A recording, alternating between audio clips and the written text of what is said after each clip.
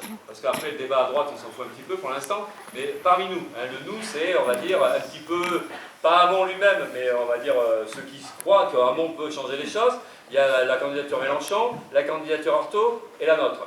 Et il y a un débat. Et nous, ce qu'on veut porter comme débat, c'est justement quelle perspective pour changer. Alors on a bien vu qu'il y a eu une grosse discussion ces derniers temps qui nous remet un petit peu la pression, c'est-à-dire l'unité à gauche. Hein.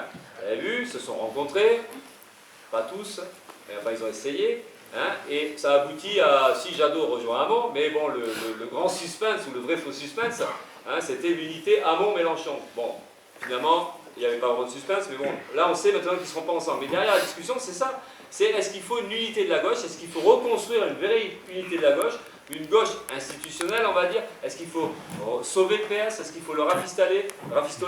Est-ce qu'il faut retrouver une gauche capable d'être majoritaire au Parlement et donc d'avoir un vrai président de gauche? Donc il y a cette discussion-là.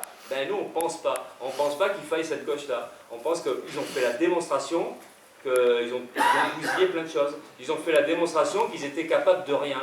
Ni capables, alors capables, pas dans le sens qu'ils ne peuvent pas, hein, mais bon, leur politique, parce que quand même, quand on refait, là on est plus ou moins vieux, plus ou moins jeune, mais ça fait quand même un bon petit moment qu'on se fait baratiner hein, sur le barrage à la droite ou à l'extrême droite. Hein, parce qu'en fait, pour barrer la route à la droite ou à l'extrême droite, il faut voter PS. Hein, depuis qu'on est tout petit, on entend ça. Il n'y a que le vote PS. Hein, et là, on nous refait le coup. Là, hein, il faudrait voter Hamon pour empêcher... Et nous, on dit non, stop, on s'est fait avoir plein de fois, on s'est fait baratiner. Là, aujourd'hui, ce n'est pas un PS qui peut le faire. Et ni Hamon ni Mélenchon ne peuvent représenter sérieusement cette perspective-là. Ce n'est pas eux qui peuvent nous faire croire qu'ils ont tous été compromis dans des gouvernements. Ils ont tous fait avaler l'idée que le PS, c'était ça qu'il fallait. Même Mélenchon, même si c'est plus vieux, il ne faut pas l'oublier. Donc aujourd'hui, c'est construire toute autre chose. Nous, on est pour une unité. Évidemment que la question d'unité, elle est posée. Mais une unité de combat, une gauche de combat. Et donc ça veut dire pour nous une gauche anticapitaliste. Ça veut dire une gauche qui se bat, qui organise les luttes. Et c'est ça qu'il faut qu'on arrive à reconstruire. Il est hors de question de retomber dans ce piège-là. Et c'est vrai que de ce point de vue-là, ils ont fait cette démonstration-là, il faut être capable de le dire. Ça ne veut pas dire qu'on ne veut pas discuter, qu'on les rejette et tout ça. Mélenchon et tout ça, c'est pas le problème d'être en concurrence et qu'on va balancer le voisin parce qu'il nous pique des voix, c'est pas ça. C'est que si l'élection, elle peut servir, elle peut permettre un débat politique sur la question des perspectives, sur la question de comment on obtient les choses, eh bien, ce serait déjà pas mal. Parce que c'est vrai que Mélenchon, et même un petit peu Hamon par moment, c'est vrai qu'ils disent des choses qui sont proches de ce que nous on peut dire. Hein, bon, Hamon il se réveille, hein, il a été au gouvernement avec Hollande, bon voilà, c'est comme ça au PS. Hein, pendant une campagne électorale, on est de gauche, et après on est de droite. Et bon, là on est en période de campagne électorale, Hamon il est de gauche. Et il a trouvé son revenu décent, descend d'après lui, à 750 €. Bon, mais ceci dit, Hamon, il sent bien qu'il peut récupérer un mécontentement et qu'il peut rattraper des choses, et donc il a toute une partie de son discours qui est adressé à la population, et notamment le revenu décent, c'est ça. C'est essayer de toucher les gens et de leur dire, regardez, moi avec ça, il y aurait une protection sociale supplémentaire qui permettrait aux gens de ne pas sombrer dans la misère. Donc, et du côté de Mélenchon, c'est plus clair, il y a des revendications qui sont vraiment proches des nôtres, ou en tout cas on voit bien qu'il y a un refus d'austérité et puis des propositions qui vont à l'encontre des politiques d'austérité. Mais ceci dit, après le problème, c'est que comment on obtient ça? Parce que même ce que dit Mélenchon ou ce que dit Hamon, parce que même son revenu décent, comment on l'obtient? Comment on obtient l'arrêt des licenciements, même si Mélenchon il est un peu... ou l'augmentation des salaires, comment on obtient ça? Comment on obtient la défense des services publics? Ben, en réalité, on l'obtiendra que parce qu'il y aura une résistance populaire, parce qu'il y aura une mobilisation populaire.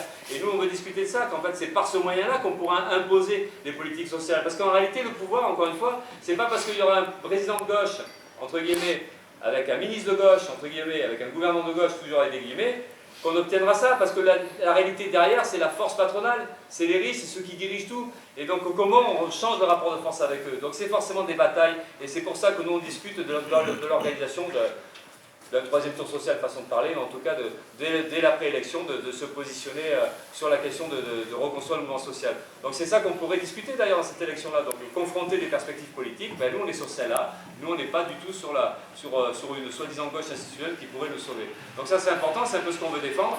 Et pour finir, ben, le NPA, c'est marrant, il n'y a plus de micro, mais ça le fait quand même. Est-ce que vous avez vu le sixième sens où ça ressemble à ça? Et donc, en fait, nous, le NPA, c'est pareil, c'est qu'on n'a pas la prétention à nous tout seuls de représenter ça. On n'est pas des champions, on ne dit pas qu'avec la candidature ouvrière, on est les seuls porte-parole de la population de la classe ouvrière. On n'a pas nous-mêmes la solution. Par contre, en disant qu'il faut qu'on prenne nos affaires en main, qu'on fasse de la politique nous-mêmes, qu'on s'organise, on essaie de jouer d'aider à ce que ça se fasse, et de proposer ça, et d'aider même à ce que les gens ils puissent reprendre confiance en eux-mêmes. Donc on essaie d'avoir notre part là-dedans, mais c'est vrai que notre ambition, on la met clairement là, c'est aider à la reconstruction du monde social et de préparer les batailles de demain, parce que pour une fois quand même, et ça c'est peut-être la première fois depuis très longtemps, c'est que cette élection-là, personne ne peut penser qu'elle va nous servir à quelque chose. Il n'y a plus d'espoir, il n'y a pas un pet d'espoir. Là, on sait que les 3 vainqueurs potentiels, c'est les 3 qui vont nous frapper dessus. Donc en fait, pour la première fois depuis longtemps, on ne peut même pas se dire, tiens, celui-là, ce serait bien s'il y allait. Parce qu'en fait, ceux à qui on pourrait croire un petit peu à la limite, mais ils n'y seront pas au deuxième tour. Donc c'est pour ça que directement, on peut discuter dès maintenant de la question de l'élude sociale, de comment on prépare tout ça, parce qu'on n'aura pas le choix que de régler des comptes dans la rue. Et c'est tout ça qu'on veut donc mettre en débat dans cette élection-là, en espérant qu'on ait les 500 parrainages. Donc il suffit vite fait, les 500 parrainages, on en est encore loin.